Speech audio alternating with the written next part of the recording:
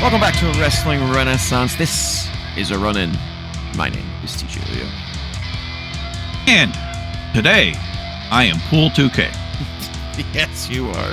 I am. I wish I had a pool, Leo. That's me. I have a hot tub, but that's not what you want. Well, definitely today it was hot, I bet. Yeah. Because it was hot. Yeah. 93 Fahrenheit. It's very humid. Yeah, you walk outside and it just the air feels heavy. It's not fun. Yeah. Southern United States or the Southeast United States, that's how it is here. Yeah. Regularly. It's gross. But, global warming and all that. Definitely a pool afternoon after work today. Definitely. Got home, went straight to the pool and chilled out for about an hour and a half. I am jealous. Fun times. Be jealous. Indeed I am. But today is part 2 of our LFG Season 3 review. So on the first episode, if you haven't watched it, make sure you go back and do that because we covered the first 3 episodes. On this episode, we're covering the middle 4. The middle 4 episodes, and then the final episode will be the final 3 episodes. Top of the line, top of the hour, top of everything. Where do we land on the show? How is it doing still? Is it still better than the previous seasons? Is it where what are you thinking? I definitely like the format of the show this season. Yeah, me too. Compared to other seasons. The panel of coaches that are helping each other out. There's no teams, no points, no nothing. It's it seems like it's more about helping the talent develop them and produce the matches than it is a competition between coaches, because that's really what it seemed like before, was a competition between coaches. Yeah, they made it more about the coaches. Yeah, completely agree. Now it's definitely all about the rising stars. I'm trying to figure out what the aim of the show is. Is it to expose future NXT talent, or is it like there's got to be a you know what I'm saying? Like there's clearly a goal here, and I'm not sure. I'm assuming it's that so when stars show up on NXT, you don't go, who the hell is that? But as we've seen on NXT, some of these stars have shown up before LFG Season 3 finished. Yeah, that's what I was going to say. I mean, Episode 7, the latest one, features one of the people... No, I'm sorry. Episode 6 features somebody that, by the time this aired, already appeared on NXT, won a championship, the first and episode got was hurt. That too. Yeah. It's weird. So it's like, it's not to prepare audiences. So I guess it's just a behind the scenes look. I guess. So it's almost like the show it's almost like Unreal. Yeah, kind of. Yeah. Yeah, I definitely like the concept and the execution 10 times better than the first 2 seasons. I do think that it's occasionally boring. I don't know what they could do to spice things up without doing the fake crap the scripted fake crap that they did in the first 2 seasons. But every so often I'm like, yeah, could use something, some excitement. It's a little just kind of by the numbers. But again, I do prefer this over the scripted drama crap and the fake LFG championship nonsense for the coaches and all that crap was just stupid. Now there was one moment, I think it was Episode 5, one specific moment that just really seemed scripted to me. Interesting. Okay. I don't know. I don't know if you're going to touch on it or not. Interesting. Well, I have just like the first episode where we reviewed the first 3 episodes. I have notes for each match.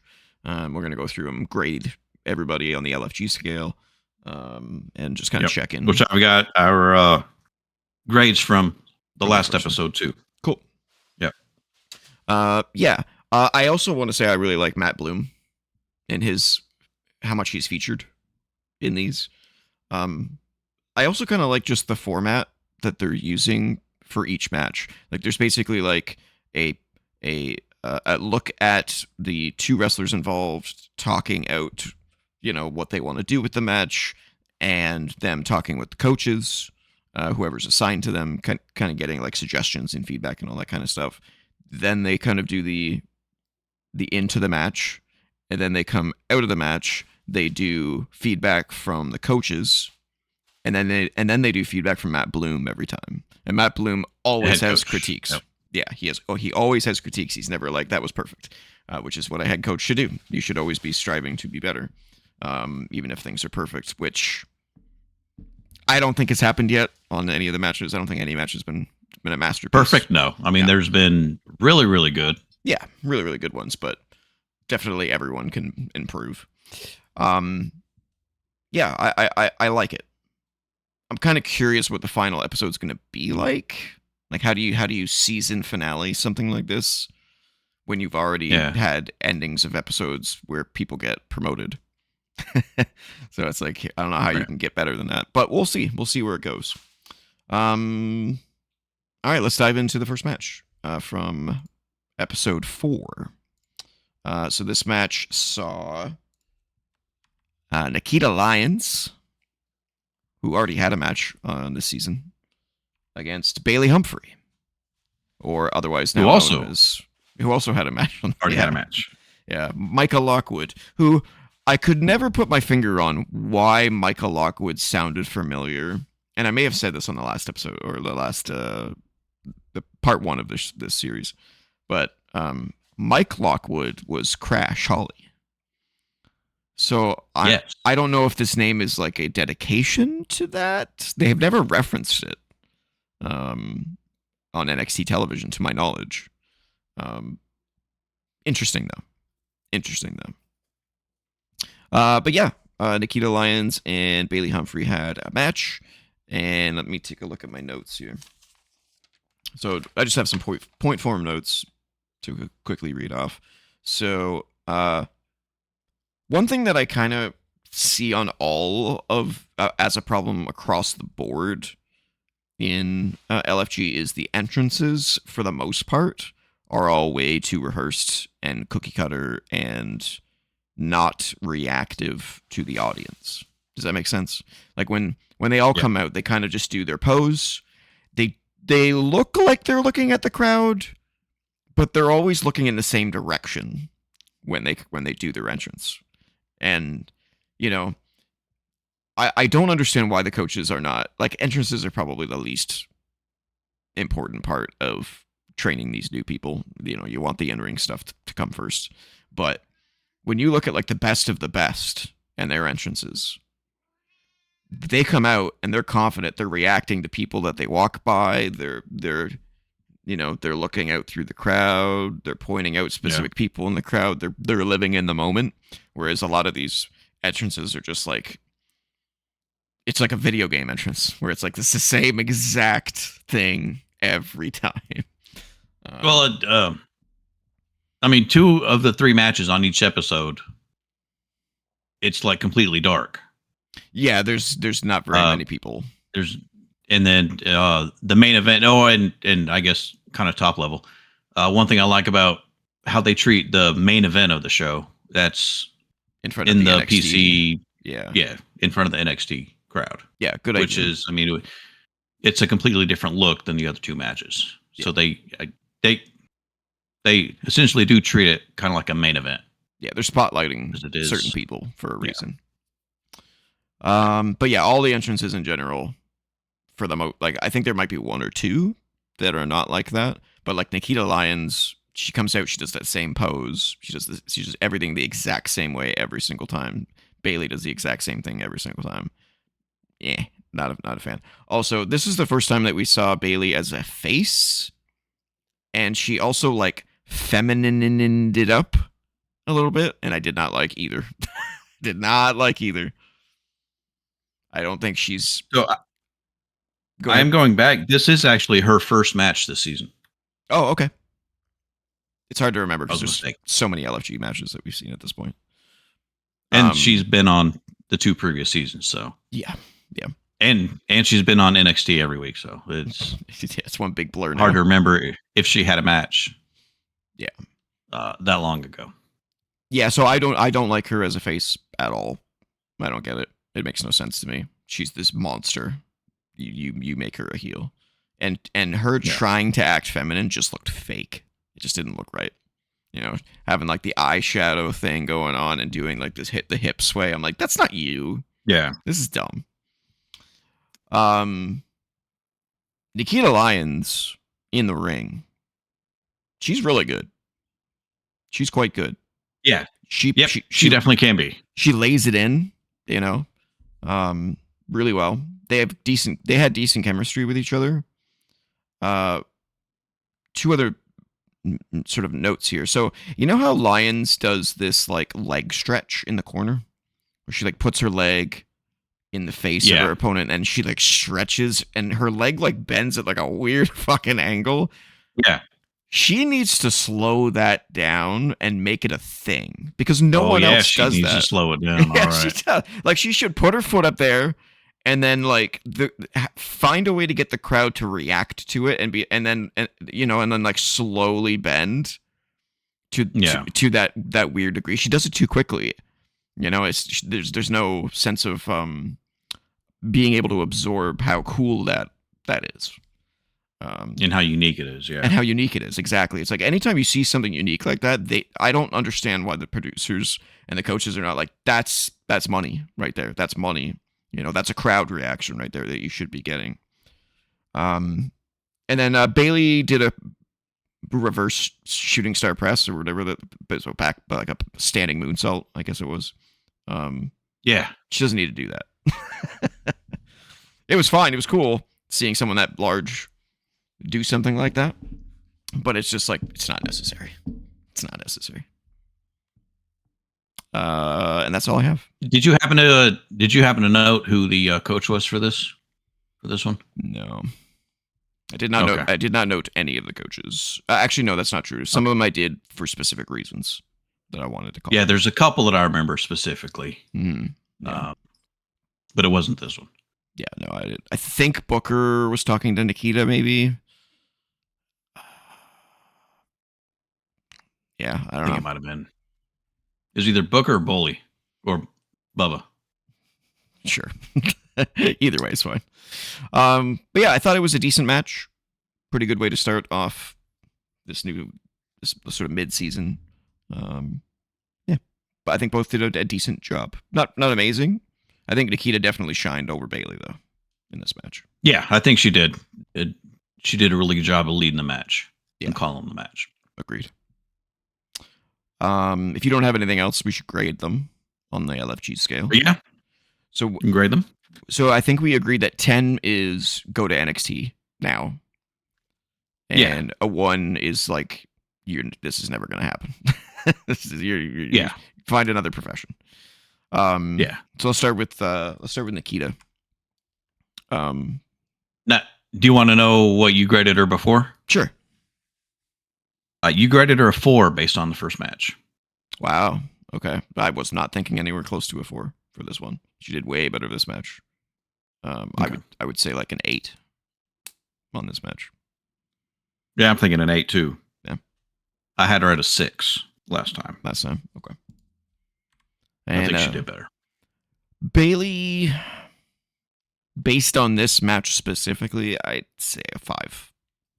It was fine.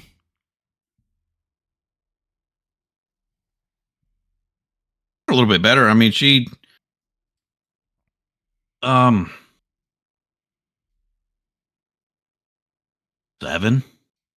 Okay. I think 7. She I mean, she still had a good presence. Yeah. Still followed well. Didn't really mess anything up. No, that's true. Wasn't overly bad. Okay, up me to 6. Up me to 6. Okay. I think I was harsh. I do remember one of the last things that we talked about. when we were reviewing the people that we knew were going to be on the show that hadn't had matches yet. And I think that's why I remember, or I think that's why thought Bailey had a match already, because we kind of were looking forward to the matches that she could have. And this Right. was one of the ones that we were looking forward to possibly seeing, Right. not knowing that it was going to be the first match on the next episode that we watched. Gotcha. Because there were just not anybody else that was Bailey's size. And Nikita's someone that is a big body like Bailey. So this was a match that we kind of mentioned that we specifically that we were hoping to see this season, and we got to. All right, let's move on. Next match was Tate Wilder versus Chris Island. So I'll go through my notes again just to kind of go over a few things. They started off with showing a backstage segment with the two of them talking to Terry Taylor because they had never seen Rock Hogan. Yep. First of all, that's surprising to me. Not only because it's like one of the most legendary matches in history, but because... So when I picture NXT and LFG and developmental, I picture a gym. I picture a ring. Obviously, everything that's in the PC. But I also picture a classroom where they watch matches and analyze them together. How is it possible that they don't do that? And if they do, this match doesn't come up? That's weird to me. That's strange. Yeah. I mean, I know they've had... when one of the things that Dusty Rhodes did when he was down at... I don't know if they had the PC, the actual PC before he died. Yeah. And then FCW, they had... he had a promo class. Yeah. Now, I don't think that was really in the classroom per se, but they usually had like chairs set up in front of the ring with a little TV on like a yeah, like kind of like you would have at school, the TV on a cart, right? Yeah, like it just, you would think that would be like they don't have like a promo class, they don't have like a history of wrestling class or like because like I understand that you wouldn't put Elio or what's the other guy's name? DeRuiter in a history of wrestling class because you assume they probably have watched shitloads of wrestling. But these people that are NIL... Nathaniel Cranton. Yeah, Nathaniel Cranton. But you would think that NIL people who have zero wrestling experience, you would want to sit them in front of a TV and be like, this is a good example of terrible wrestling. This is a good example of great wrestling. This is a good example of a great promo. This is a good example of a bad promo. Like, and it shocks me more for Chris Island because he's been there for 3 years or more potentially. Yeah. It's like Rock Hogan never came up as a thing. It's a little weird. I will say though, the coaches, including Matt Bloom, way too harsh on Chris Island. I don't get it. Am I alone on this? They were just shitting all over him. I mean, we're in the third season in. Has he gotten better from the first time? Has he gotten that much better? I think he's fantastic in the ring. I think it's his persona that is missing. But they should be able to help him with that. Like, do they not design characters anymore? Or is it entirely up to the wrestlers at this point to come up with a character? Like, they used to write characters all the time. I'm not saying it's a good thing, but like, you can't mentor him into figuring out who he is as a wrestler. I mean, I understand on a certain level, like, yeah, it's up to him. It's up to you to figure out who you are as a person, and as a wrestler. But like, in the ring, he's fantastic. And I thought a lot of what he did in this match was good stuff. That the early match where they're doing like that technical wrestling, rolling around, looked really good. Didn't look cheesy. Yeah.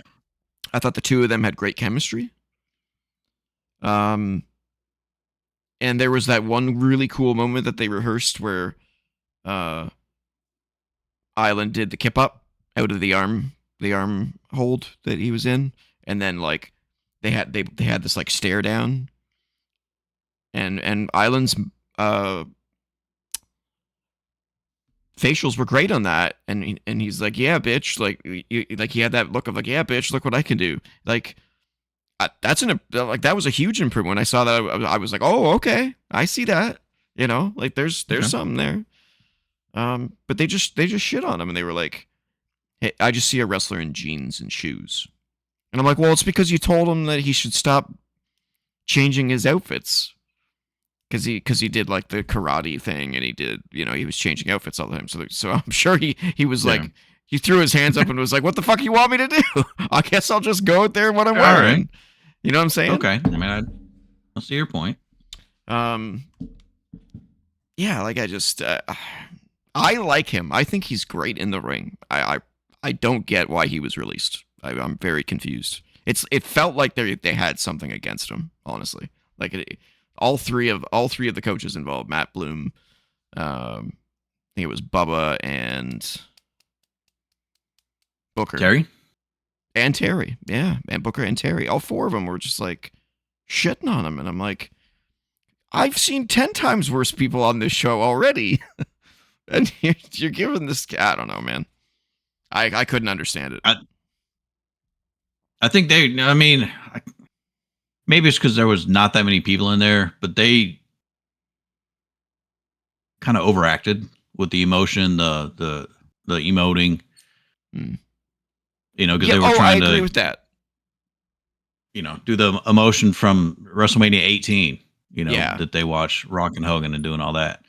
It's like they were trying to perform in front of 50,000 people when they were in a PC performing in front of 50. Yeah. But it's like, I guess in my brain, I'm going, what did you expect them to do after watching that? Right. Like that's I feel like that was a coaching error of being like, this is what you should do. And because if I get told that, that's what I'm going to do. I'm going to do what I saw in that thing, which is like big emotion and get it across. Now, I agree. Island went a little overboard on like the, I didn't mind the screaming that he was doing. Not screaming like, bah, like when he was doing that thing when he had Tate in the hold and he was like, bah, bah, that I didn't like. I thought that was like him just out of ideas, just exhausted, trying to figure out something to do. But the rest of the match, when he was yelling specific things, I was like, okay, I actually like this. He's talking, he's keeping attention on himself. Whereas Tate is the exact opposite, and I'm going to get into that in his second match, but he is silent. Pretty dry. He's very dry. generic. Yeah. Dry and silent as the grave. I'm like, dude, you need to... Cowboy. You need to pick it up. You need to talk. You need to do something. I don't know what it is, but you're kind of boring. Which is a far cry from his entrance and the way he is backstage. Yeah. He seems interesting and intelligent, but not in the ring. Also, Tate won with like 2 moves. Chris Island like dominated the match, and then Tate won with like 2 moves. A lot of these matches are like that. It's so fucking weird. I don't get it. Yeah. Yeah. He won with the moonsault on this one. Yeah. Yay. Yeah. Yay.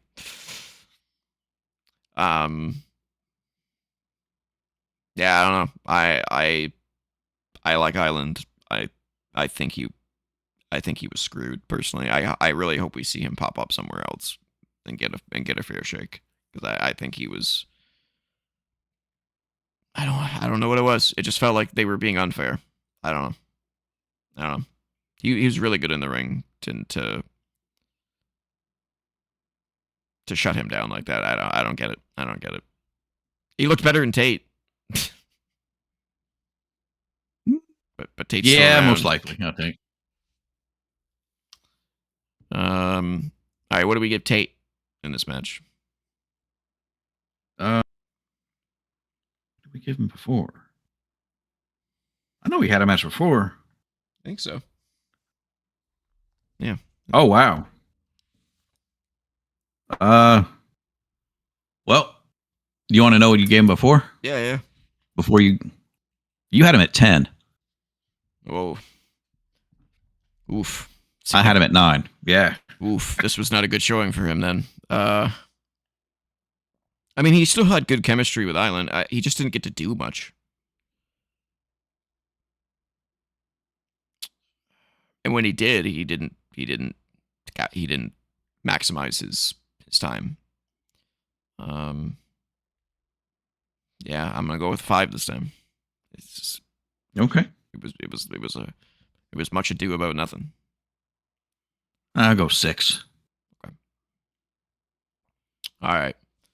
Next up, we finally got a look at Xena Sterling. Oh, are we not grading Chris? Oh. I thought we did. Oh, I guess we didn't.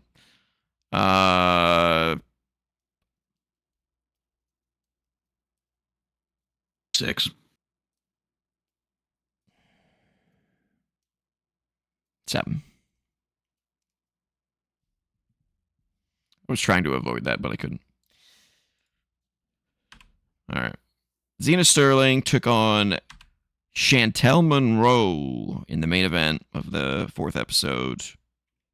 I don't have a whole lot to say here. I'll go through my notes real quick here. I thought Chantel's entrance was great. She seems to get it. Unlike she's a little it'll probably work better on a NXT or on WWE, but she's very overly emotive. Yeah, she is. I didn't see anything that was like dumb though. You know, like it was. No. It was mostly directed to people in the crowd. Like she was paying attention, if that makes any sense. Just kind of like what I was talking about earlier, where it didn't feel rehearsed specifically. With that being said, though, kind of weird that she has the Monroe last name and is acting exactly like Blake Monroe. Not sure if that was on purpose or if that is a coincidence, but maybe a cousin or something. Cousin twice removed.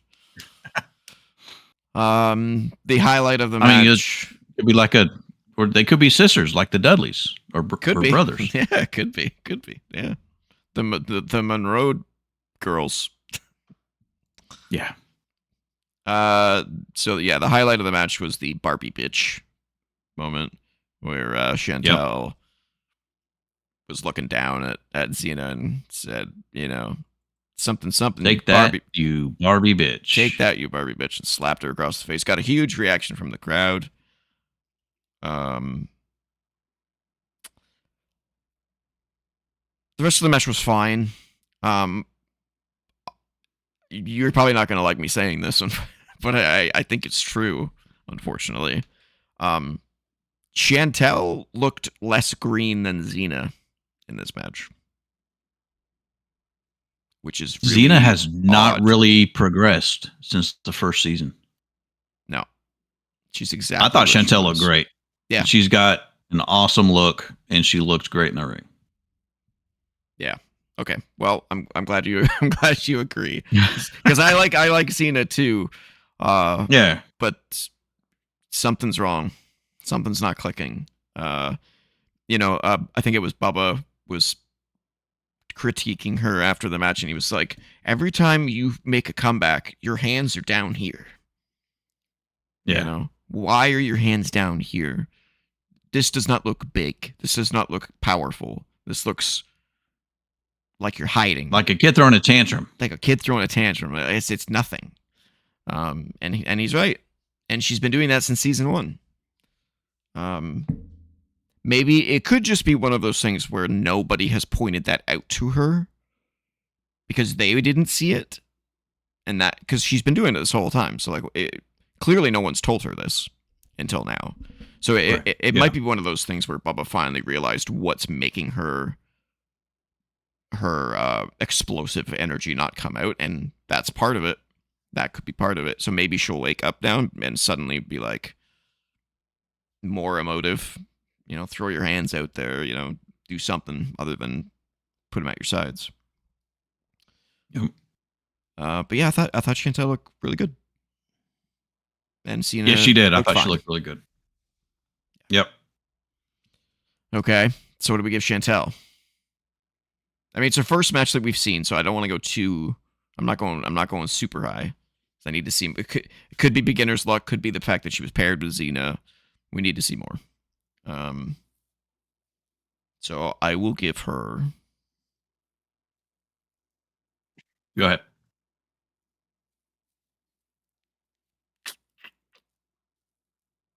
I'll give her 7. 7. All right. 7 for me. All right, and Xena.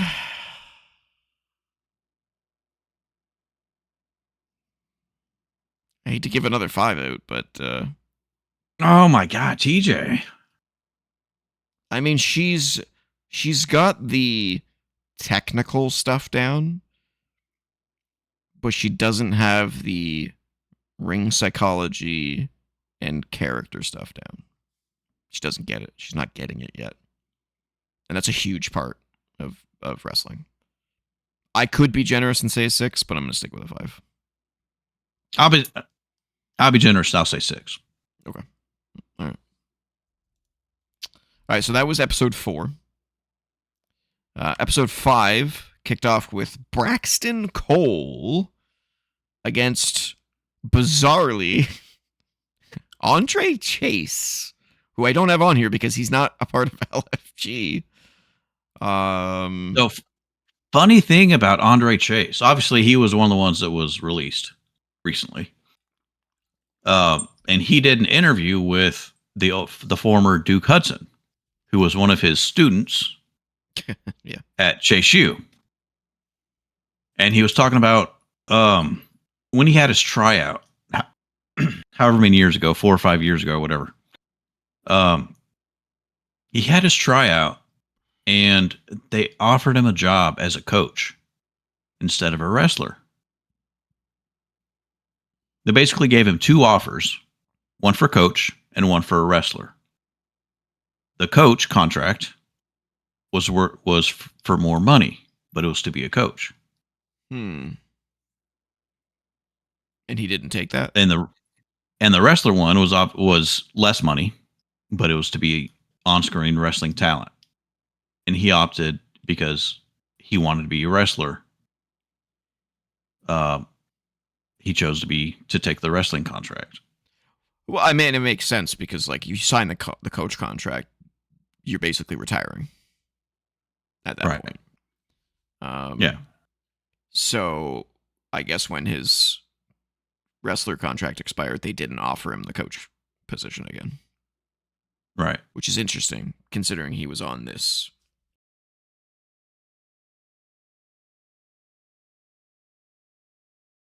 Very strange. Nope, your sound got all funky. Oh, am I good now? And now I can't hear you. Oh, there you are. Oh, no? Maybe? Hold the phone. No? No? Uno momento. Oh, there you go. I'm good now? Yeah, you're good now. Okay. Weird. Yeah. Yep. Yeah. So I thought it was just kind of interesting knowing that beforehand and watching this episode that they specifically brought him down from NXT. Even though he was never wrestling there. Right. Specifically for Braxton Cole, specifically for this match as a way to kind of coach him. Yeah, because I think Bubba in the very beginning of the show was like, so just to be clear, Andre is not on LFG. We are just borrowing him for the show. And Bloom was like, yeah. And in my brain, I'm like, where are we borrowing him from? Because I haven't seen him in years. The bench, borrowing him from the bench, I guess. It's weird that they didn't utilize him as a coach anyway. As something like a Sean Spears type, who is still kind of on screen every week, but he's there, but more so in the mentoring, coaching. Yeah, that is weird. They just left him off TV to rot. Strange. And then they bring him back for one appearance on LFG, presumably, and then he's. Gone. I mean, he was on periodically, as you know, the Chase U professor before Uriah Connors broke off and joined the NXT Bloodline. I can't remember the name of the group. NXT Bloodline. Yeah, the I can't remember their name. Lexus King and his group. Oh fuck, I don't remember that. Finley's son. Birthright? Charlie. Yeah, Birthright. That's it. Okay. All right. Where's my notes here? Yeah, so my first note was, where has Chase been? There was a cool counter by Chase when Braxton did a kip up. He kind of like grabbed him in midair and then slammed him back down to the ground. It was pretty cool. Yeah. There was a moment in the match that made no sense. So the way that they designed the match was that Braxton Cole is basically, as we talked about previously, he's basically a Christopher Nowinski type character where he's supposed to be this super smart person, right? And a heel, obviously. Which is, I like the idea, and I liked the idea when Christopher Nowinski had it. The problem with Christopher Nowinski, concussion aside, is when he did wrestle, he wasn't smart. He just thought he was smart. So like he would always be like, "Oh yeah, I just did the smart thing," and then he would get like a clothesline from the guy behind him. Like it would, all those, yeah. With Braxton Cole, they should do that and have him be this super intelligent person. And they did that multiple times in this match where he kept on somebody, or he there was lots of like moments that made him look intelligent, and that's his strength in the ring. And I liked that a lot. But there was one point in the match that made absolutely no sense. I'm not sure if you caught it, but like Chase had Braxton in some sort of hold, and Braxton was trying to make his way to the ring ropes, but he was trying to make his way to the corner, and had he just turned, the ropes were closer if he had just turned and not gone for the corner. Yeah. So it looked really stupid. Yeah, it looked terrible. But the rest of the time, he did some really smart stuff. I thought this was the best match so far. Out of the matches that we've done so far, I thought it was really good. Out of all the matches? Out of all the matches we've talked about today. Okay. Yeah. Okay. Yeah, it's hard for me to remember the previous matches, honestly, at this point. But I think it was the best match that we've talked about today so far.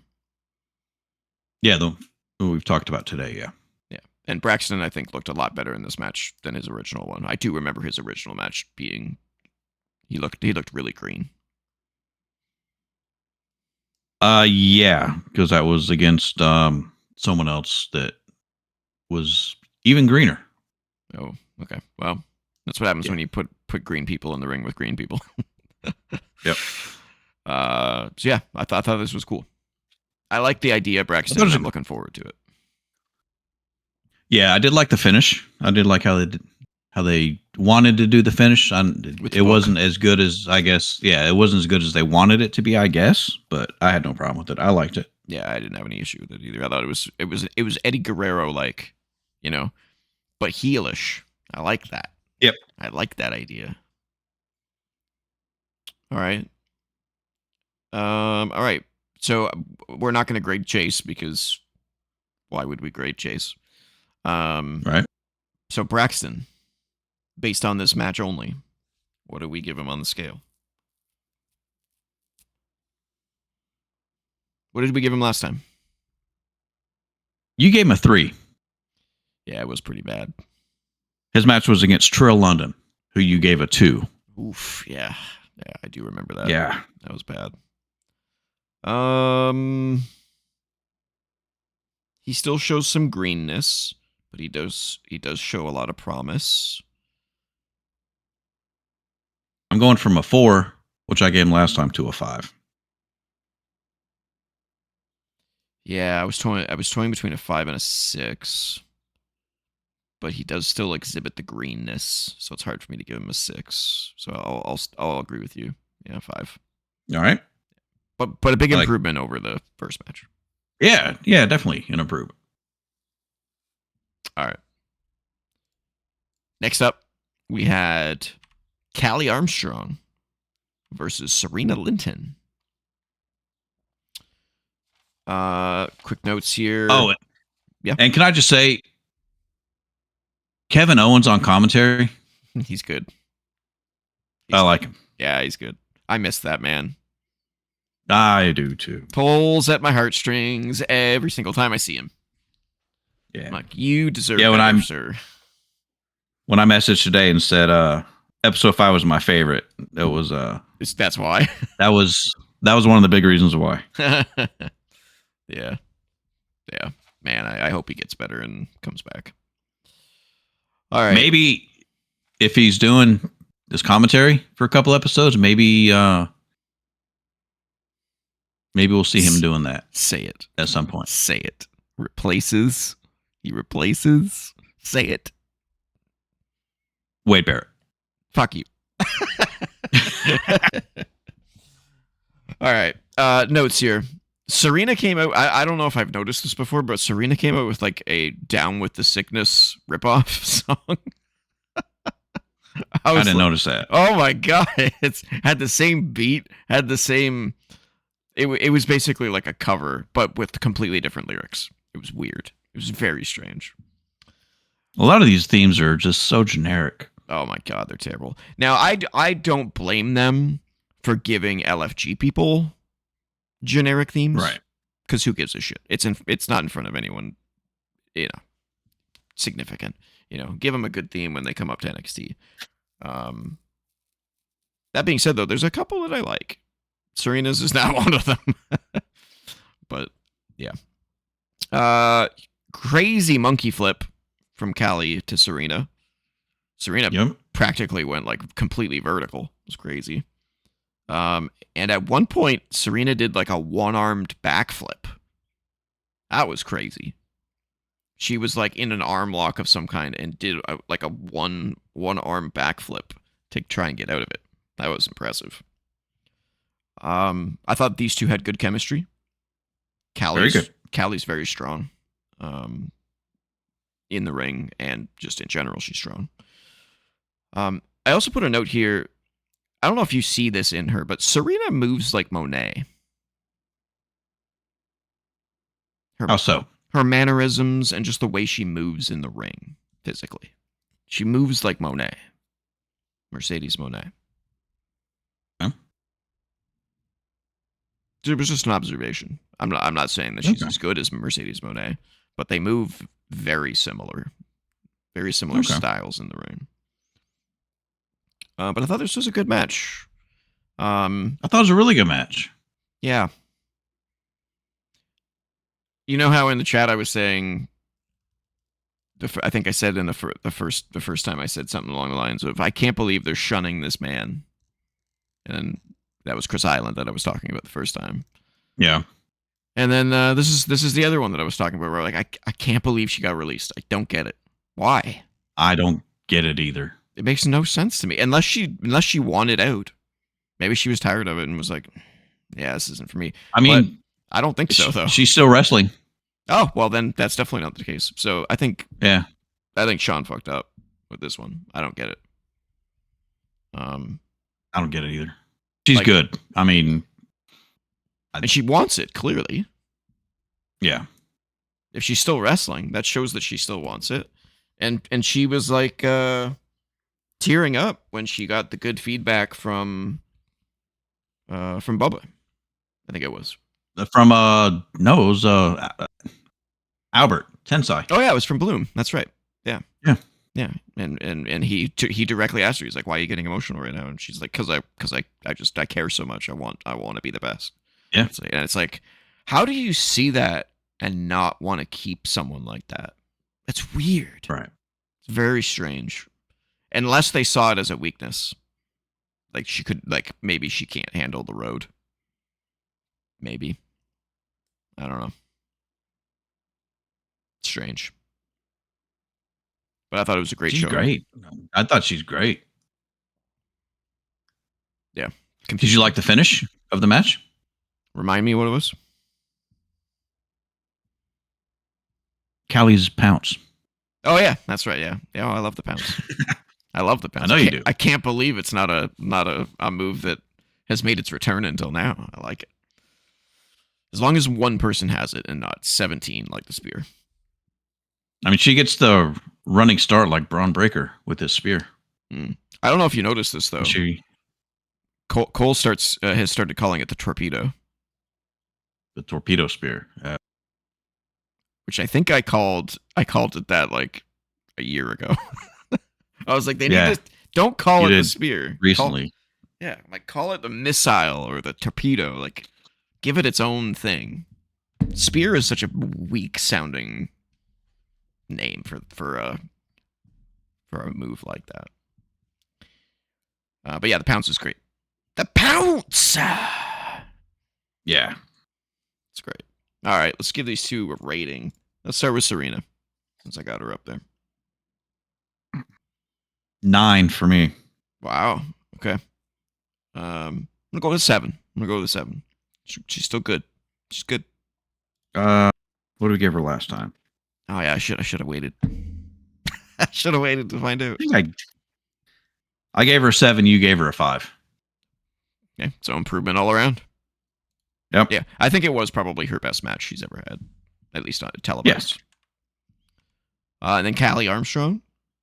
8.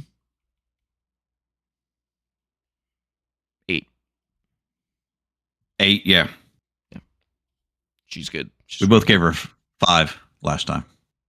Wow, big improvement for both these ladies. It's great. Good stuff. All right. Next up, we saw the return finally of Elijah Holyfield, and he went up against Tristan Angels. Nathaniel Cranton. Nathan Cranton at the time. I do not have a whole lot of notes here. Only 2. Number 1, I think it's obvious why Angels moved up to the NXT roster so quickly. Because he looks like Triple H? yeah, he's secretly Triple H's son. He gets it. It's obvious he gets it. And he's got experience. Yeah. He gets it. Like everything from his entrance to the way he interacts with the crowd to his in-ring performance. I mean, I'm kind of surprised he was on LFG, to be honest with you. I'm surprised that he has had to have a minimum of 2 matches. Right. It's like, just give the man a contract already. When there's been one that got it after 1 match as of this episode. Yeah. My other point in this match, and again, this is just this match, but my only other point was, could Holyfield be a one-move wonder? He doesn't have a lot of variety of moves. Yeah. Obviously, he's not a grappler. He's not he's a striker. Technical. He's just a striker. Yeah, I just thought he kind of felt flat in this. Like he had the crowd on his side, but I think that's just from his notoriety and his previous showing on the last season. But I don't think he rose to the occasion in this particular match. I thought it was fine. But Tristan just stood out so far above him that it was hard to critique him in any specific way or give him any good feedback. It was like, yeah, you did fine, but Tristan blew you out of the water, so I don't really know what to say. This match seemed to just be like a get Elijah through the match, show off his strengths, but keep him safe. Keep him walk in the park. Yeah, reintroduce him safely. A good safe match. Yeah. Because we'll see him later on, and I think he did better later on in his matches. Okay. What do we give Holyfield in this match? 5.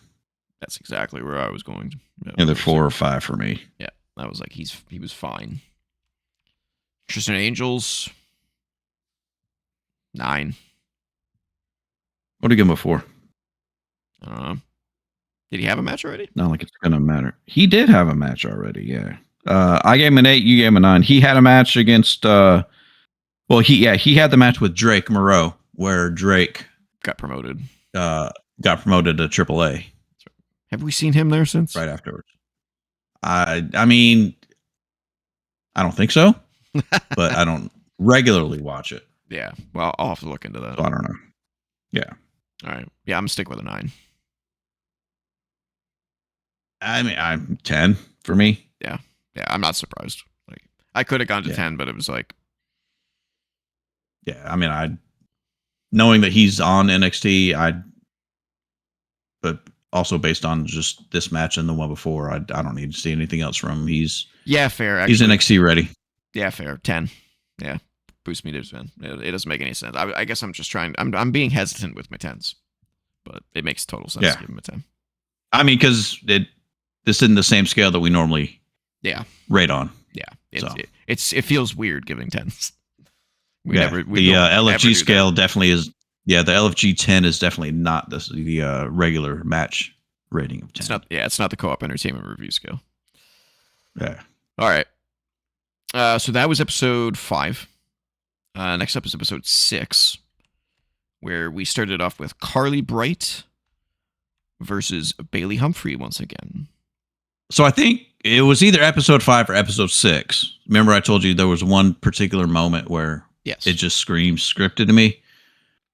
It was either at the beginning of 5 or the beginning of 6 involving Keanu Carver. Oh, I didn't even see Keanu Carver on any of these. You sure? You see that part? No, I don't remember seeing him at all. They were just kind of interviewing. He was getting an interview from whoever was behind the camera.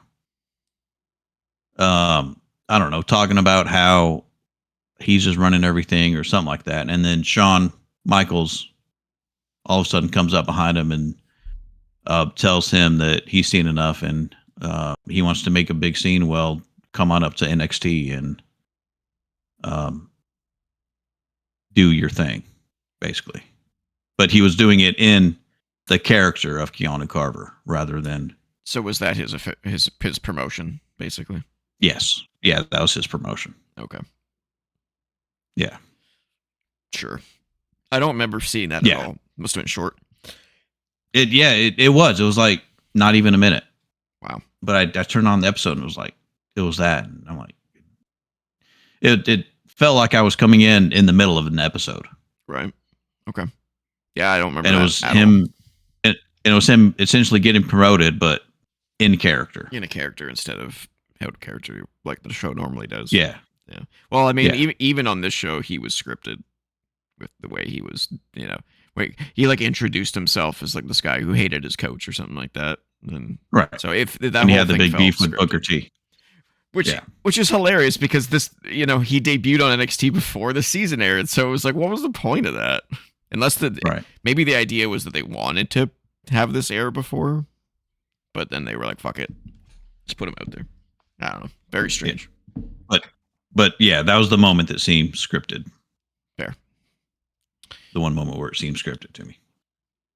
All right, Carly and Bailey. I'll go through my notes here again. So Bailey did this basically she did the King of Swing that Cesaro used to do, but she did it with Carly's head. She just like ripped onto her head and was swinging her around. Like, holy shit. Yeah. That was nuts. Bailey's finisher is dope. The thing where she It is. It is so unique. It's like a sit up power bomb, but when she gets to the top, she turns it into a fireman's carry and then slams him like into a power slam or something like that. It's weird. Yeah. It's so cool though. Did she name that yet? Do you know? I don't know. I'm gonna have to look that up. All right. I mean, she's not done it on NXT yet. She hasn't had a match. Okay, she's just been the enforcer for Vanity Project. Yeah. My other note here is Carly looks green. Yeah. And she's been there for a while, or she had been there for a while. Yeah, not looking good for Carly, I don't think. She looks green. Oh, was she one of the ones that was released? Well, look at that. I didn't even know that. Yes, she was. Yeah. Right. Well, Yeah. I'm not surprised. My next note here was Natalya was too nice.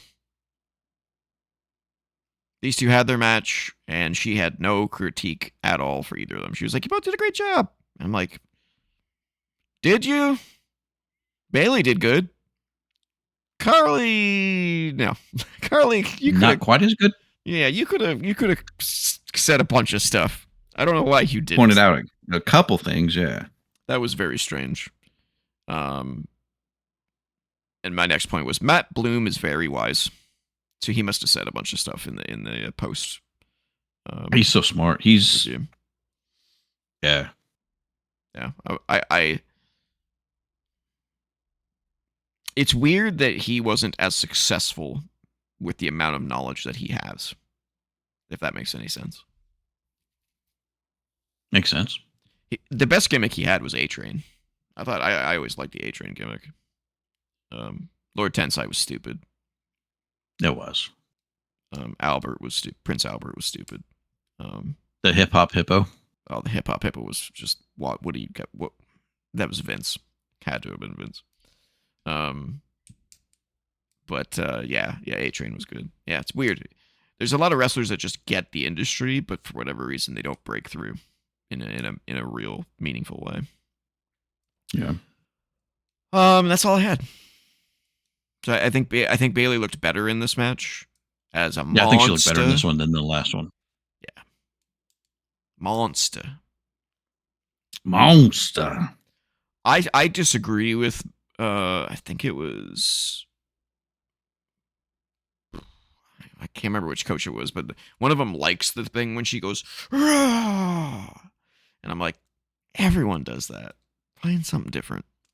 That's kind of my thought. I mean, yeah, I can see that, but the men do it. Not yeah, the men do it. She's the only woman that does it. True. All right, that's fair. That's all I got. I got nothing else. All right, Bailey. 7. Oh, you just gave her 6 based on the episode 4. She did better. She did better in this match. 7. 8. No, I'll give her 8. I just gave her 7. Carly. Well, earlier in the season, she had a match against Layla. They did pretty good, if I remember correctly. You gave her 6. Well, we both gave her 6. Yeah, she did not do a 6 this time. 4.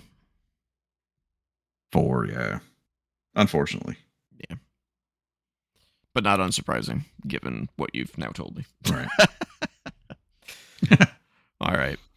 Next match was, once again, Elijah Holyfield against somebody who's not on the show. Malik Blade, who's an Evolve guy, I think, or is he an NXT-er? He was an NXT-er. So not an LFG-er again. They brought someone in for him. Kind of, yeah. He was in a tag team. That's right. But I guess they while they were filming this, he wasn't part of a tag team, but when he ended up getting released, he was in the tag team again. Oh, okay. So they didn't like him as a single star, so they put him back as a tag team, and then we're like, whatever. This is just not working. Either that or the person he was in a tag team with got hurt. So they were trying to use the singles or something. I don't know. Could have been something like that. I don't know. Be. It was I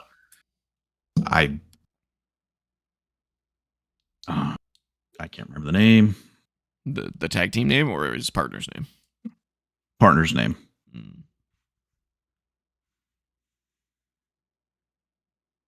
Yep, Idris Enofe. I didn't want to butcher it, but I knew it was something like that. Wow. Idris Enofe. Yeah. I haven't heard of him. Yep. They tagged together for a few years. Oof. Yeah, that's not a good sign. Going back to 2022. They're both released, I assume. Yep. Yeah. Okay. Oh, the team officially split in May 25 when Enofe returned to independent promotions to pursue a solo career. So I was mistaken. They were not released together. Okay. So he's back on the indies. Is Malik Blade yes still on the indies?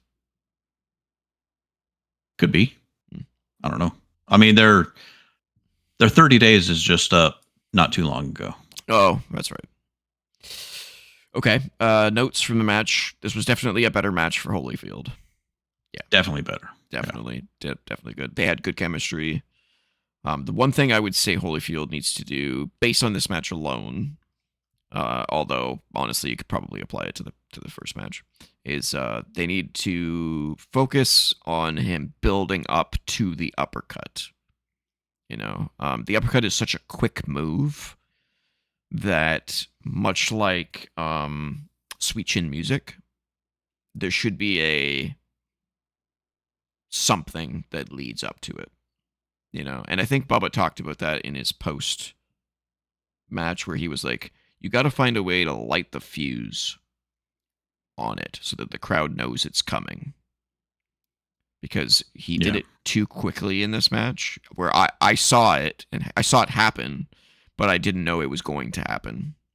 And it doesn't work with a finisher that's a strike. You got to know it's coming because otherwise it could look like a punch. Or like some generic thing. You got to make sure that people don't confuse it with something else like a regular move, you know.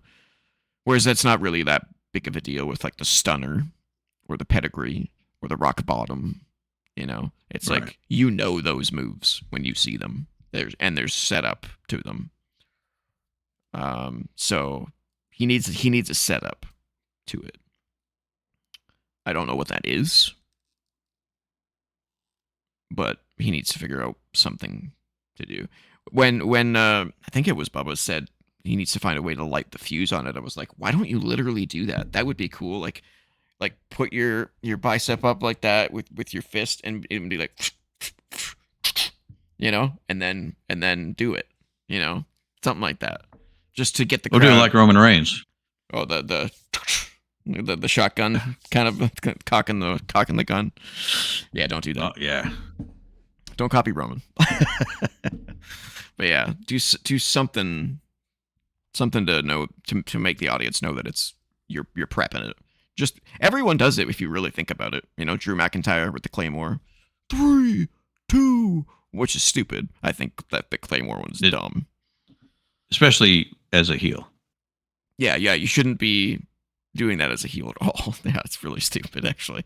Good point. Put on a glove. Pull out a glove and put it on your hand. Like to load your hand with a glove. He could do that, or he could already be wearing a glove and take it off. Ah, there you go. Yeah. There you go. Yeah, something. He needs something. It could be one of those gloves where it has that latch, so he could like unlatch it and then pull it off. It'll, it would give him more time. Yeah, like a MMA glove. Yeah, like an MMA glove, like Lesnar's. Yeah, that would be perfect. Yeah, just instead of taping his wrist, just wear the MMA gloves and just take it off, and that's the getting ready for it. It's almost like it's not that difficult to figure these things out, and it drives me nuts when wrestlers don't see how easy it is. It's like, dude, how many possibilities could there be? A million. You just gotta pick one. Yeah, that's all I have. And then their big thing was hold the pose afterwards, or hold it. Yeah, Booker T to show the effect. I'm like, I don't know if you need to do that. That could get cheesy real quick. Yeah, but yeah, there's something. I think that's what Booker was trying to get at. He's like, you gotta emphasize it in some way. I think if you just swung around, where if instead of just going boom and stopping, if he went like boom, some sort of like motion, like a haymaker, almost kind of a move, like a Street Fighter type where he jumps up. Hadouken! Where he does like the Hadouken! Yeah. Wait, that might be the fireball. I can't remember. I don't know. It's been a while since I played those games. All right. We can find out this summer when the movie comes out. It's true. Yeah. Hopefully it's good. I liked the Mortal Kombat movie. Although I haven't seen number 2 yet. All right. I like the original one. Yeah. All right. Before I get copyright that's a different show. Yeah. I don't think they would recognize that based on your... Hopefully not. Probably not. Dante is growling at something outside. All right. What do we give him in this match? So what did we give him in the previous match? We gave him 5s last episode. I'll give him 6. Yeah. Wasn't a huge leap, but it was definitely better. All right. The next match was one that I was kind of looking forward to. And that's Elio LaFleur versus, his name's not Dorian Van Du. He was Mike DeRuiter in LFG. Yeah, so I've never seen Elio. Never heard of him, never seen him. So I was looking forward to this because I've been told that he's good. I was like, okay. And I already know. And I had only seen him in speed matches. Oh, okay. Gotcha. In either 3-minute or 5-minute matches. Yeah. Well, this match probably wasn't too much longer than that. It wasn't too much longer, but they didn't have to rush through it. That's true. Like they do in speed matches. So it was exciting for me to see. Absolutely. So my notes here, nice catch by DeRuiter. So DeRuiter was on the outside of the ring. Elio did a dive to try and give him like a Hurricane Rana by jumping out of over the top rope out of the ring and landing on him to do a Hurricane Rana. And DeRuiter just caught him in a powerbomb stance. It was fucking nuts. Impressive. Oh yeah, DeRuiter did what I called a crazy spear-like splash off the top rope. So Elio was like on the opposite side of the ring from the corner that DeRuiter climbed, and I was like, "Ooh, I think you're in the wrong corner, Long bro." way. Yeah, I think you're in the wrong corner. And he's like, "Nope, clear across the ring." Pretty crazy. Never seen Elio's finisher. That was sick. I was sick. I don't even know how you describe that. Some kind of a head scissors move. Yeah, it's like a head scissors slam. Cool. It was really cool. My only other point was Elio needs different trunks. They look like briefs. They look terrible. They look terrible. Definitely an observation that I wasn't expecting. They straight up look like cotton briefs. It looks bad. That's all I got. But this match was great. It was really good. I mean, so they obviously from Europe, and I guess they've had a lot of matches together. That was a point that they made. That they had a lot of chemistry, which they did have a lot of chemistry. They did. The match flowed really smoothly, and they've wrestled each other a lot around Europe, Japan. They said so. It was Bubba and Kevin Owens they were in charge of this match, and they basically just after they razzed both or DeRuiter for not being bigger than Elio. He took They it apparently so hurt his personally. feelings. Yeah, KO was laughing so Yeah. hard. He's like, "This is fucking awesome." Oh man. Yeah. They basically said, "All right, just do what you do," and they were hands off. Yeah, And yeah, they that doesn't happen basically very just put the often. match together themselves. No, Well, you know, I think KO. I think Bubba didn't want to do that, but I think KO was like, you know, he didn't say this or anything, but it was basically like, well, you're either gonna do really fucking well, or you're gonna hang yourself, and then I'm gonna be able to ream you out for it after the match. So if you guys want Right. to do this on your own, go ahead, but you know, you're either gonna make it or you're gonna hang yourself. yeah, And they did really well. So they did really well. Yeah,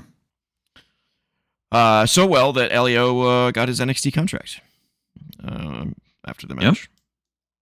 So although we haven't really seen him a whole lot on NXT to my knowledge. well, he ended up winning the speed title. He was in a team with, I don't remember, but then he got hurt. Then he had to give up the speed title. Oh, that sucks. So he's been injured. Oh, that sucks. Yep. That's terrible timing. That sucks. I think he's close to being back.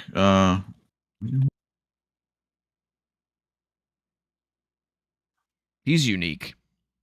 He's really He unique. is. Needs a tan though. A little bit of a tan. He's a little pale boy. He's only 25 or 24 years old. Crazy. All right. Anything else before we rate them?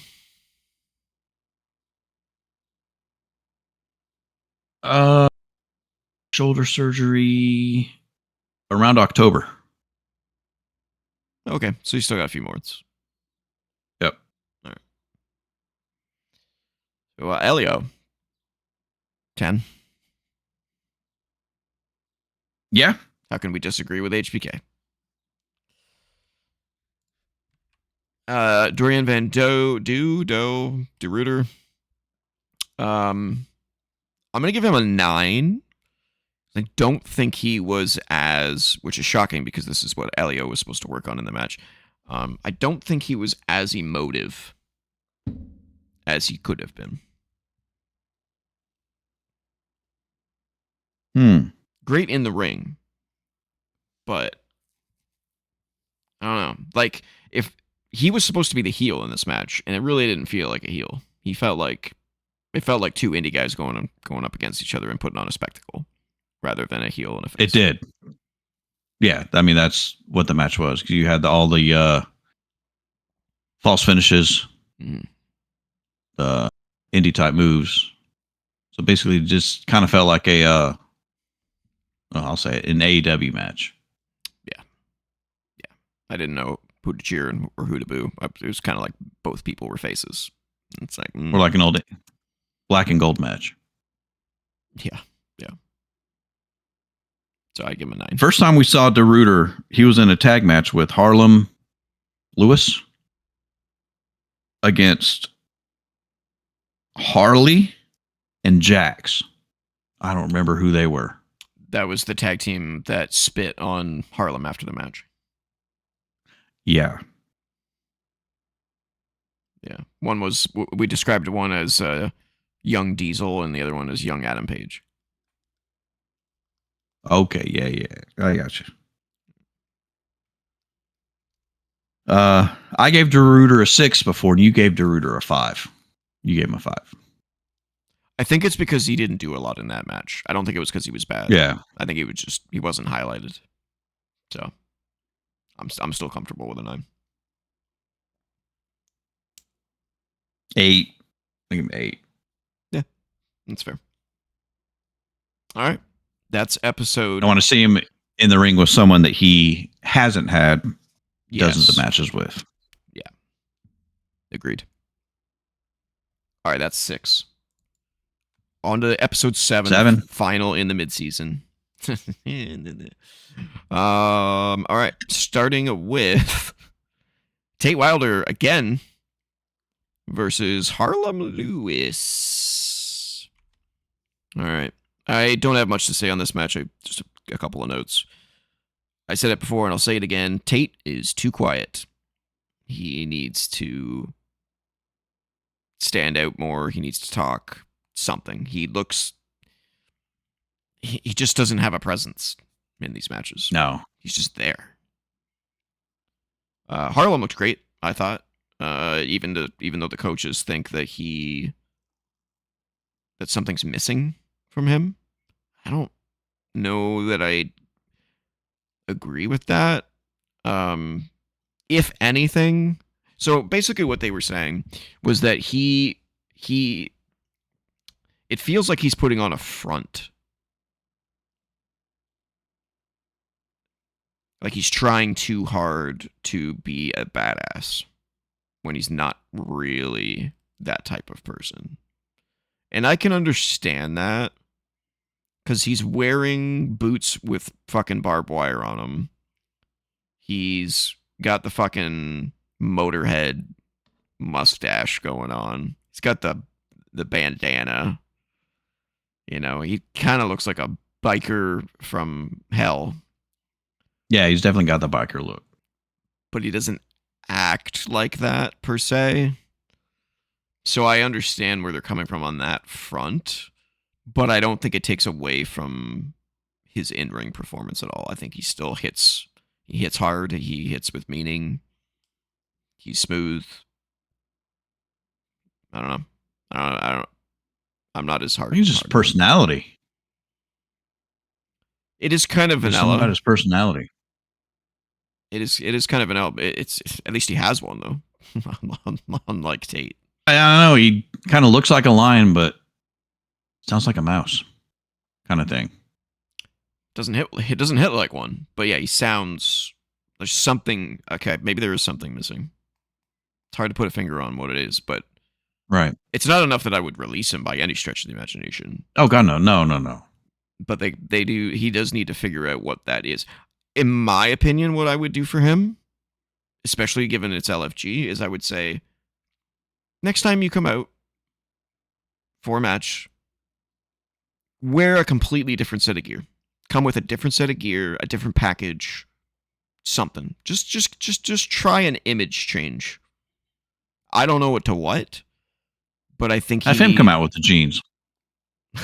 Yeah, have him come out with the jeans and some MMA gloves on.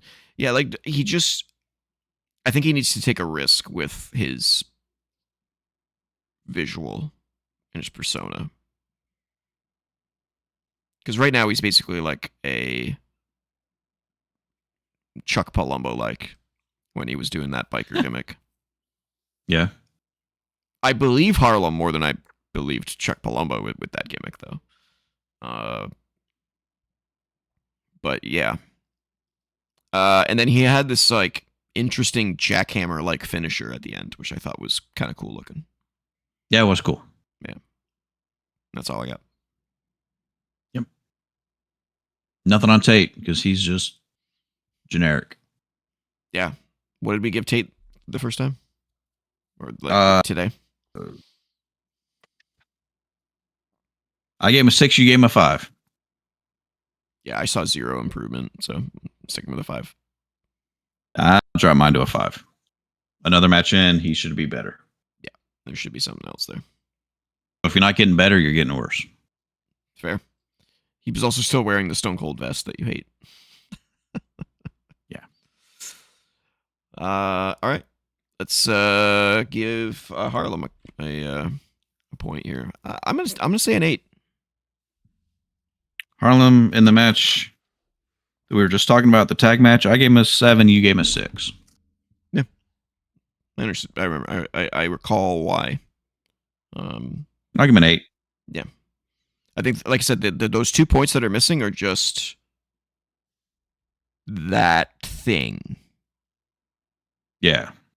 That thing that he needs to figure out. All right. Next up, we got Mason Holiday versus PJ Vasa. All right. I only have a few notes for this one. Mason Holiday. Let's start with what I didn't like.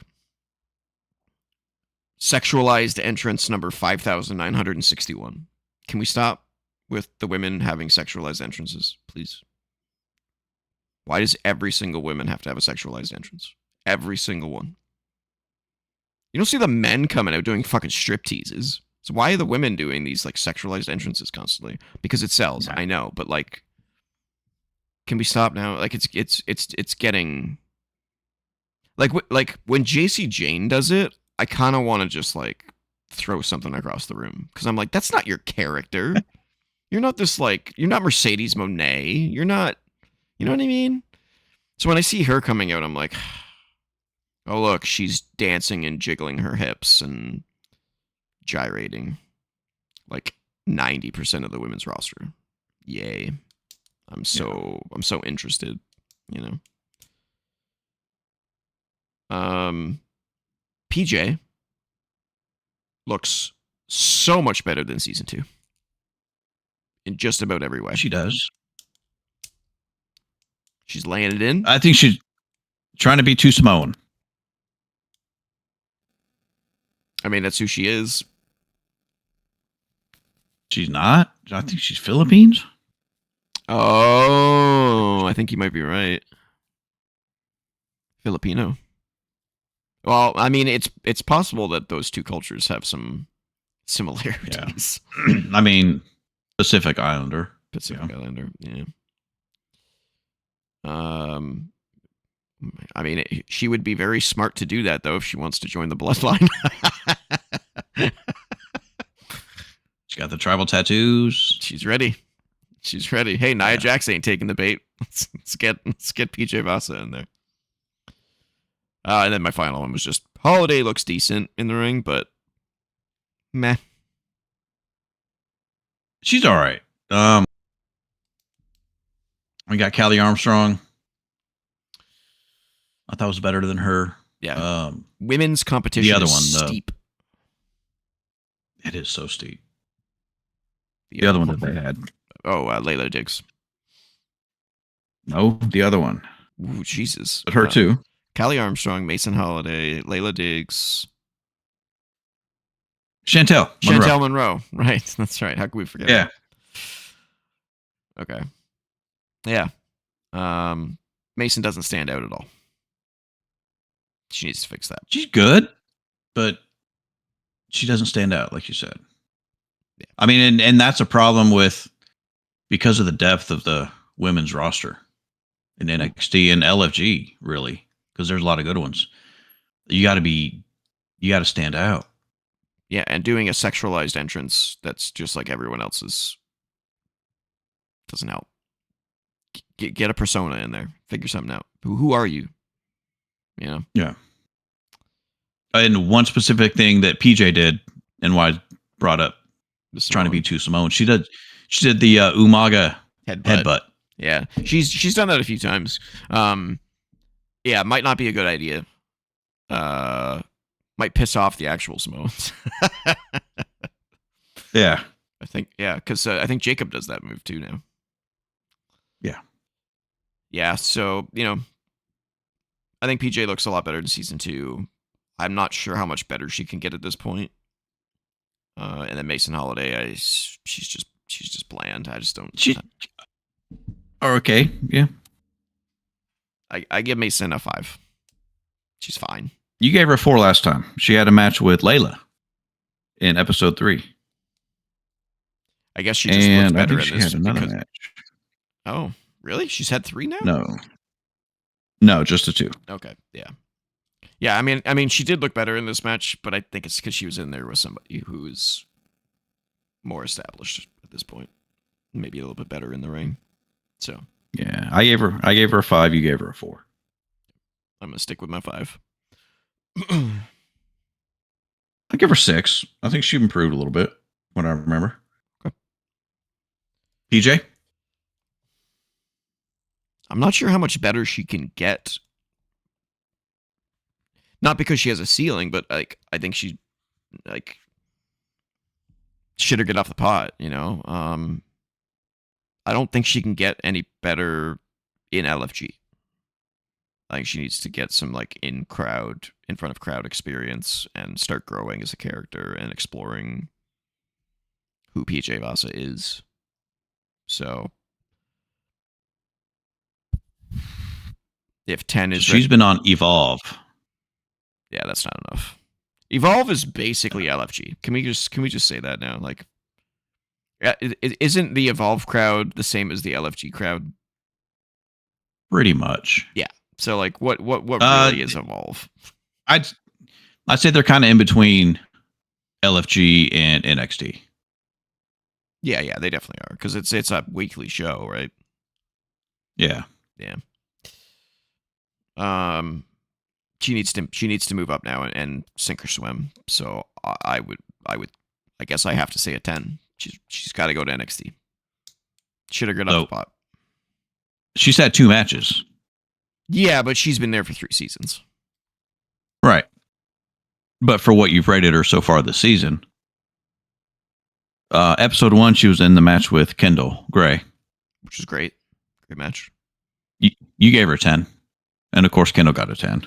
Oh well, there you go. So she's still a 10. And then episode 3, she had a match with Serena. You gave her an 8. Yeah, and I gave her an 8. Yeah, I think 9. 9 for me. Okay. Yeah, 10 for you. 10 for me. Yeah, I think she just needs to move up at this point. It's just they're just wasting time now with her. Yeah. Although again, the NXT women's roster is thick. So, all right, let's get to the main event, the final match, which was again fucking Elijah Holyfield. I wonder 3 in a row. I wonder if they see something in him. Which is kind of funny because they have not put him on NXT yet. No, they have not. And he was facing off against another non-LFGer, Apollo Crews. They keep putting him in there with veterans to make him look good, I guess. But I thought these two had amazing chemistry. They got each other so good. I loved that back and forth shoulder checking spot that they were doing. That was really cool. Yeah. The concept of it was good, but who was it that pointed out that Elijah just kind of stood there? Was it Booker? I think it was Booker, where he's like, "Oh no, it was one of the guys. Yeah, one of the 3 guys. Yeah. It was like, yeah, you just stood there after the thing. You should have been like, like, come on. But yeah.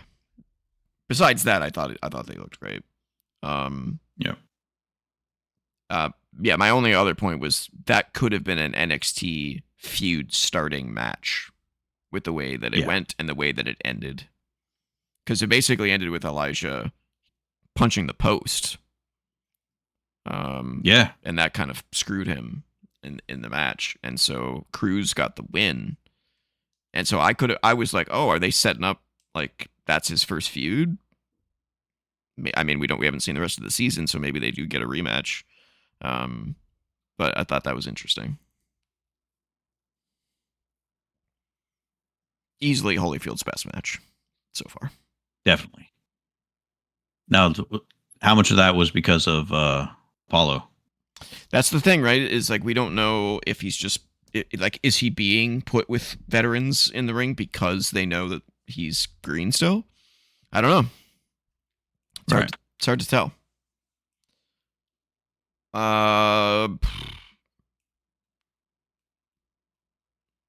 What did I give Holyfield in the last match? 7, I think. 6. 6s. 6. We both gave him 6. Yep.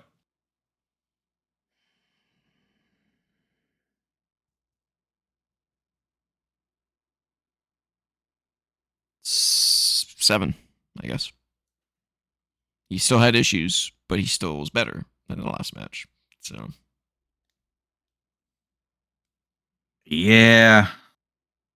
This one wasn't as easy as easy of a jump in numbers. But he sold that hitting the post well, and the only thing he didn't really do well was the shoulder check thing, which I was still entertained by, Right. The only thing with if we rate him higher now, we're saying he's pretty much ready.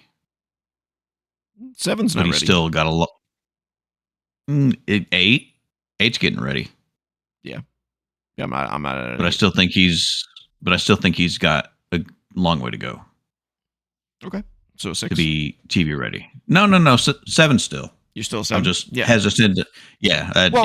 But for him to jump up to an 8, he's got to show a lot more improvement. Yeah, I don't think he's an 8 yet. No. No. I completely agree. And again, this isn't like a exponential graph. These guys can have great matches, and then they can have a bad match. So yeah, for this match specifically, he's a 7. Will that continue on an upward trend after the previous 2 matches into the next ones? Maybe he'll get dropped down a notch. We'll have to see.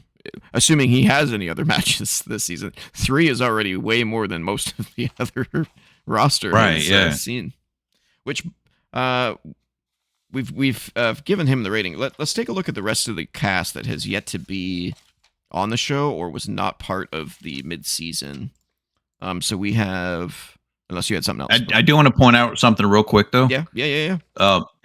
It does look like he has been getting a lot of the house shows because he's had quite a bit of matches. I'm looking at his cage match right now, and he's last week he had a match with Braxton. At the NXT live events. Interesting. So he has been getting matches on the road. So I want, but not Evolve. Rather than how they have like the little NXT tours. Oh, weekend tours. I see. Like the NXT house shows that they tour. I wonder if anyone else from LFG has been on those. Okay. While you're talking about that, I can look up and see if anyone else is. Yep. All right. Go ahead. Let's see. So Harley Riggins, we haven't seen him since the tag match. I've seen him since the tag match. Same thing with his partner Jax Presley. I wonder if they were punished. Oh yeah. For that spitting scenario, and they just didn't want that publicized. Could be.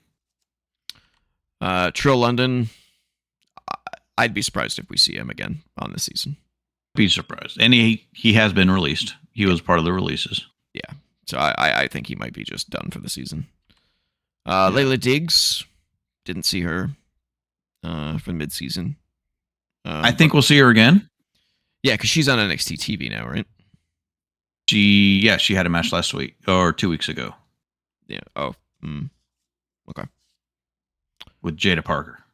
That's right. I do recall that. Yep. Cam Hendricks, I'm sure we'll see again. He might even be the finale. Him getting the contract because he's been working so hard to get that. That might be like a good way to finish the season. Yeah. Especially since we know that he got it. And he's heavily featured on NXT now. Yeah, he's he's a mainstay of mid-carder right now. We haven't seen this guy at all yet, I don't think. Shady. We have not seen Shady. On the whole season, we have not seen him yet. We have not seen Mr. Tiffany Stratton. That is weird. They're going to wait till the final 3 episodes to have him show up. Okay? Yeah. I don't think we've seen him either. No, we haven't. Where are these guys at? He's on NXT now. Oh, so we have to see these guys. That's weird. Yeah, I'm sure we'll see him. He'll probably have a 1 match and promoted. Yeah, maybe. Like Elio. Not like that guy, though. That guy might be like a 1 and done. Yeah. Carver we now know, as you stated, got the promotion. So Yeah. I'll probably move him into our promoted section, which includes Drake Moreau. Well, look at that. He's already in there with Drake Moreau and Kendall Gray. They've already been promoted. Yep. So, and Kendall Gray, well, she's getting another title shot, but she's getting a singles title shot now at Great American Bash. Nice. Which we will because be she beat Kalani Jordan in the number one contenders match this week to get the shot at the Great American Bash. Sweet. And that's it. That's all we got. So we'll have to see what the final 3 episodes bring us over the next couple of weeks, and then we will do our final review of season 3. But in the meantime, you know what time it is. Do I? Yeah, what time is it? Well, we're recording on Thursday, so it's WrestlePlay time. Oh yeah! All right. After every run-in, well, most run-ins, we play a little bit of WrestlePlay. So let's do that, starting with the grid. All right, what do we got? 24/7 champions. Fuck, that's like 99,000 people. The Inner Circle, WrestleMania main eventer. CM Punk defenses against CM Punk defended it against people, I guess. Elimination Chamber winners in Canada. Ooh. Canada making an appearance. All right, a Canadian who won the 24/7 championship. Fuck if I know. Pat Patterson. Did he? No, he's not in there. He won the hardcore title. Oh, okay. A Canadian in the Inner Circle would be Jericho. Jericho, yeah. A Canadian in a WrestleMania main event. That's not Jericho. Bret Hart. Oh, yeah. All right. Yeah, I don't know the 24/7 champion. We'll have to figure that out. EC winner in the Inner Circle? Cesaro? Wait, who was in the Inner Circle? Jake Hager? Jack Swagger? No. Oh, wait. Jack Swagger. You're right. Nice call. So he won the chamber? I think it must have been like a US championship or a tag championship. No, wow. Okay. Maybe. I don't know. WrestleMania main eventer and an EC winner. I mean, that could be a Shawn Michaels. Yeah. That could be a million people. Man. CM Punk's defenses in the main event. Roman Reigns. Cena. Oh. John Cena. Wait. That's a misleading category. I don't like that. That must be. Well, these have always been current. Yeah, they are current. It's just misleading. It's weird because it's like somebody who fought and lost against CM Punk during his championship, his long championship, but was also a main event WrestleMania. It's like that could be a million people. 24/7 champion who lost against CM Punk during his reign. 24/7 during his long reign. Yeah, his 434-day reign. Roman wasn't. No, Roman wouldn't, and he wouldn't have won the 24/7 title. No, but for the one that you thought it was, for the one that Cena was. Yeah. Good call. That's why Roman wasn't on there. 24/7 champion. R-Truth. See if he's on any of them. So he fought CM Punk for the title. Wow. Okay. Weird. 24/7 champion and EC winner and Canadian. 24/7 championship. When was that introduced? Ali. Who? Oh, Mustafa. Mustafa Ali. No. Kofi. No. I'm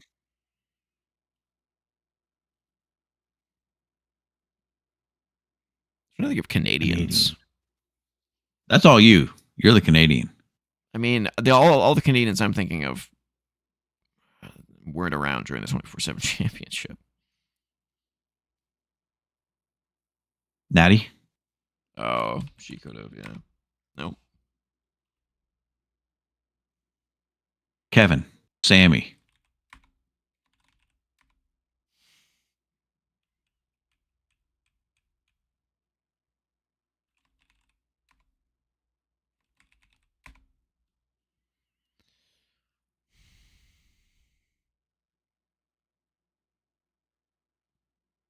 I have no idea.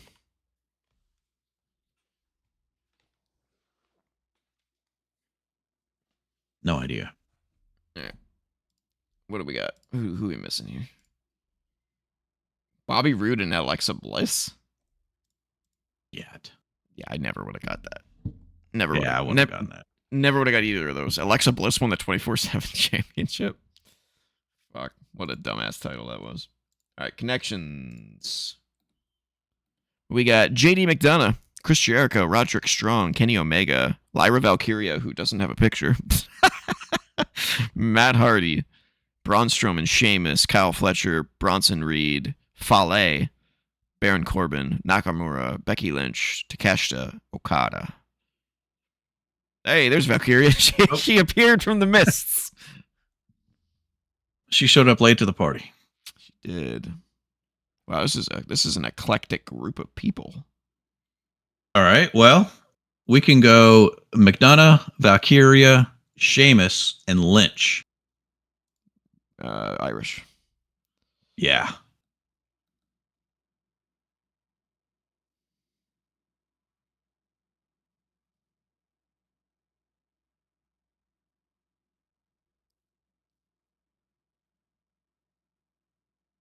Shit, we've got like 7 of them that were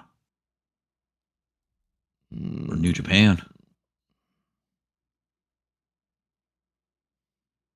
No other Canadians in there. At least I think Roderick Strong is Canadian. I could be wrong. He is. 3 Canadians in there, You but can't claim him. what does Matt Hardy have to do with this? U.S. champion? Maybe Corbin, Nakamura, Matt Hardy, and Strowman for the U.S. Championship? Maybe? Nope. 3 of them are correct, though. 3 of them are correct.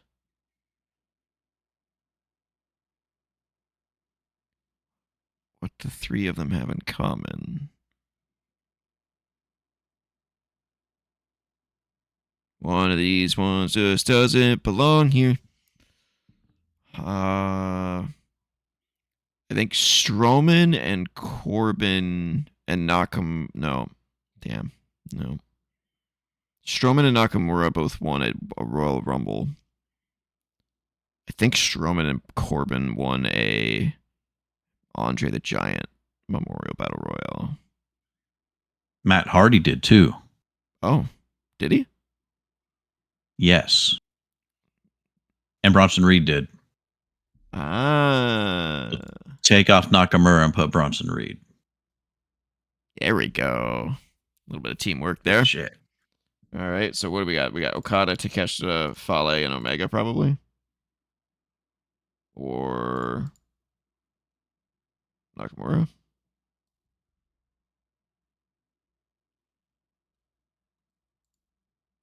Completely wrong. Okay. Oh, God. Completely wrong. I don't think we're going to get this. Because it's going to be something like G1 Climax winner. But then what's the other one? Or well, here, why don't we do Okada, Takeshita, Omega, and just someone randomly and see if we get 3. Yep. It's got to be Nakamura then, right? No. Maybe. No. Oh, God.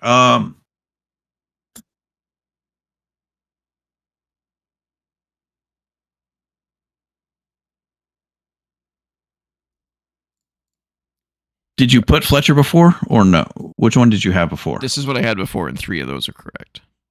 All right. Take off Fletcher and put Strong. Nope. Son of a bitch. Okay. It's got to be Nakamura. I was thinking international champion. It's got to be Nakamura for something New Japan Pro Wrestling related. Got to be, right? I don't know enough about Fale, though. But my guess would be Nakamura. All main evented some New Japan Pro Wrestling. Some Sure. No. What? IWGP Intercontinental Champion. Fuck that. Continental Classic? Just people that were in the tournament? Go fuck off. Just people that were in the tournament. Go suck a fat one. That's bullshit. All right. 2-minute timer. Top 10 people. Oh, fuck. Who won the AEW Trios titles? The first 10 Trios champions. Matt Jackson, Nick Jackson. Kenny Omega. Penta. Phoenix. Pac.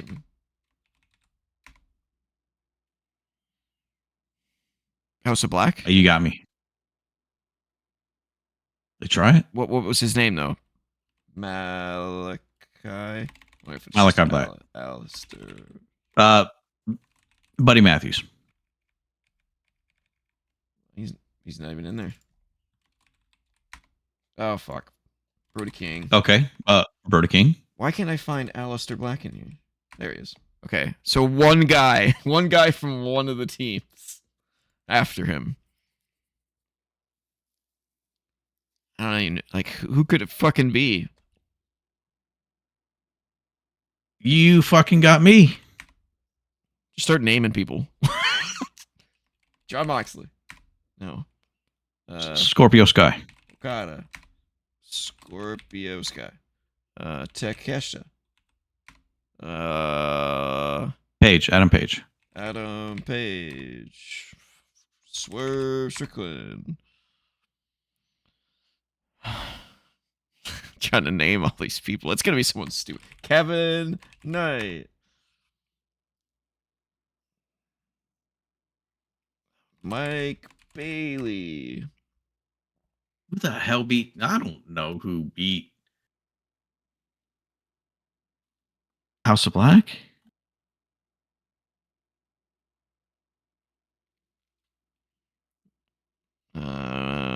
Yeah, we're not gonna get this. It's gonna be dumb. Whatever it is. No. Max Caster. It's the Acclaimed. Oh, the fucking Acclaimed. You kidding me? The Acclaimed and Billy Gunn. Get the fuck. All right. It's time for our favorite. It's WrestlePlay Guesser. All right, we did a male last time. Let's start with a female American middle-aged. Mercedes Moné. All right. It is a female. Cruiserweight. Oh. Not from America and not in AEW. That could be a lot of women. But not American. That's interesting. That actually eliminates a lot of people. Has world titles. Has no singles titles. And has tag titles. And is younger than 34.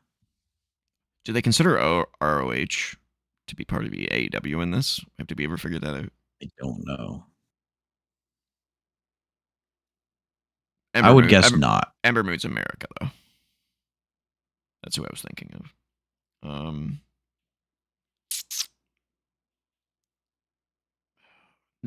Just start naming. Oh, she's a cruiserweight, though, so it's a small girl. Small girl. Not American. That's going to throw me off for a long time. Not American. Tony Storm? Nope, she's AEW. So it's not Harley Cameron.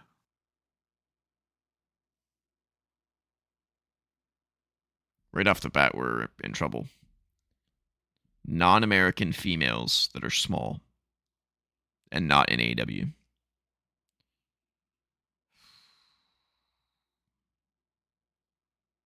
Oh, younger than 34. Japanese.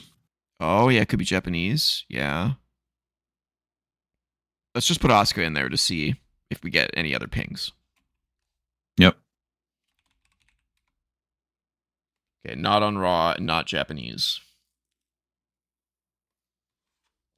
No So- singles titles, obviously. No. Yeah, we knew that one. So Not Japanese though. not Japanese is a big miss.